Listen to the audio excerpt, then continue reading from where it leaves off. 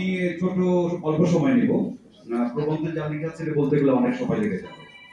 আহ, আমার কাছে মনে হয়েছে যে বর্তমানে যে সময় যাচ্ছে আমরা দীর্ঘদিন থেকে নদী প্রাণ প্রকৃতি রক্ষার যে আন্দোলন করছি সেই আন্দোলনের ক্ষেত্রে আমরা সবসময় বলে আসছিলাম যে এটি এত বড় একটি সমস্যা যে রাজনৈতিক সমস্যা রাজনৈতিকভাবে সমাধান না করলে এটি আসলে আমাদের পক্ষে সম্ভব হবে না। সেই ধারাবাহিকতায় আমরা দেখছি যে গত বছর তিস্তায় বিএনপি সবচেয়ে বড় একটি আন্দোলন করেছিল, তিস্তা রক্ষার আন্দোলন।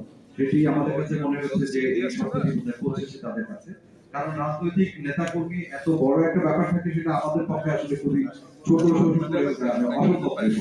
তো সেই কারণে সেই ধারাবাহিকতা দেখেছি যে এবার এই যে আজকে বাংলাদেশ জাতীয়তাবাদী দল বিএনপি তারা এরকম সমন্বিত পরিবেশ ব্যবস্থাপনা, বন পরিবেশ, নদী ও নগরায়ণ শীর্ষক এই আলোচনায় আমাদেরকে রেখেছেন। আমরা ধরে নিচ্ছি যে আমাদের বর্তমান সরকার তারাও আন্তরিক বলেই এই আয়োজন করেছেন এবং আমাদের মাননীয় প্রতিনিধি এখানে আছেন, তারা আন্তরিক আমাদের কাছে মনে হচ্ছে। আমি যেটা বলতে চাই, আমরা প্রথমেই বাংলাদেশকে নদীমাতৃক দেশ বলছি, কিন্তু নদীমাতৃক দেশের নদী জীবন্ত সত্তা ঘোষণা করার যে আন্দোলন আমরা শুধু 2017 সালে 9 জানুয়ারি প্রেস ক্লাবের সামনে থেকে আন্দোলন শুরু করেছিলাম, সেই ধারাবাহিকতায় আমরা হাইকোর্ট রায় দিয়েছে নদী এখন জীবন্ত সত্তা। কিন্তু